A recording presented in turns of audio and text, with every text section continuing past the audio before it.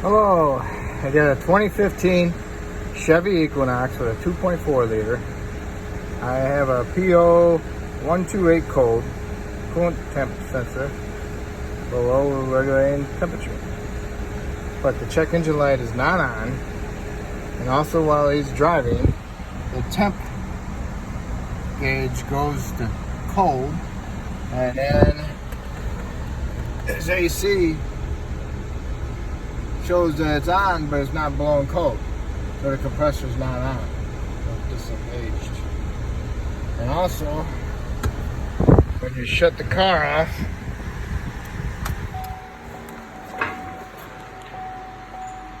it just started working. The coolant fan kicks on. You know, look, see? There goes temperature gauge working. And now my AC's blowing cold. That's just how fast it acts up. But when I did scan it,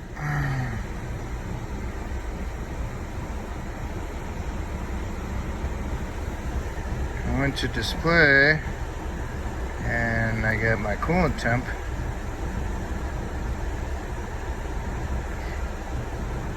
Because I just started, it was at 140. Now it's at 163. So it's erratic. So I'm going to replace the coolant temp sensor. I'm going to give that a shot. Okay. Okay, here's the engine. Man, that thing is nowhere to be found. But it's actually down below, transmission bell housing on the upper right. And it'll be back behind, up there, right behind the engine, behind the exhaust manifold on the rear. So the best way to get to it is through the wheel housing. So we're gonna raise it up, take the tire off, okay?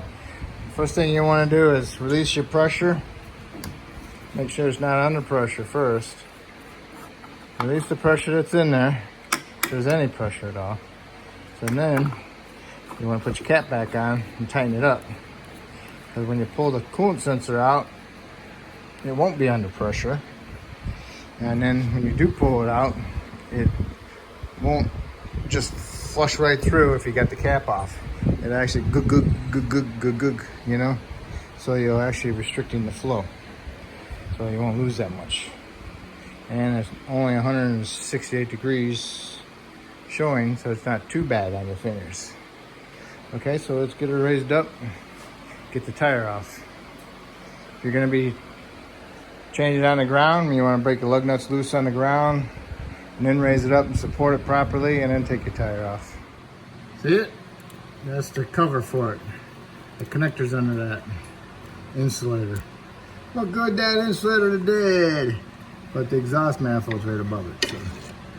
So you gotta pull back that insulator and you get to the terminal, the connector, and push it on the clips and remove it.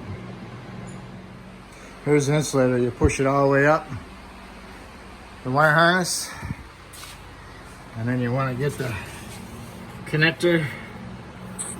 The connector is right here, and it's got that tab that you pull up on. Okay, so you can pull it off, and I've just pulled that cover off. Also, what I did was I undid the tie rod end so I can get my fat butt in here. You know, get some arm room in there. All right, that was an 18 millimeter, and then you hit the knuckle to break the knuckle paper loose. Okay, here it is. Make sure it's going to plug in. Make sure it kind of matches. Can't really see it. But it's a 3/4 or a 19. Make sure you have the sensor accessible. So when you get the other one out, so you don't just sit there and leak fluid all over your ground. You can see it.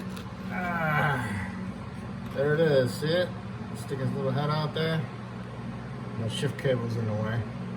So hopefully I'll remember where it's at when I pull the other one out. So I thread it in there. Right above that little bolt hole right there. Okay. Gotta put my socket on it and see what I need to get it off. What I got is my deep 3/4 with a 3-inch extension on it. And then I'll just get my ratchet in there and remove it. I'll do it real fast. And then I'll shove my new sensor in there. Okay, I got the new one in there and I tightened it up. Now all I gotta do is put my cover back on my connector and then put my connector on there and then put my cover on it. Okay. There it is, back in there. That hole on that protector cover, I cut the ends off the little notches to make a little opener so I can get my connector through it and so I can get my harness over it a lot easier. That helped out a lot. Now I'm gonna put my tie rod back on, tighten my nut, and then I'll put my tire back on. And I'll torque them to 110 foot-pounds. And you can do that on the ground with your torque wrench. Double check your torque specs, okay? And then we'll drive it and see how it turns out. Take the cap off, start it. Double check your coolant level. We lost probably maybe a half a quart. So, let it run for a little bit. My fan's down on high speed, so I'm pretty sure it's okay. I can feel the air now blowing. The gauge is working.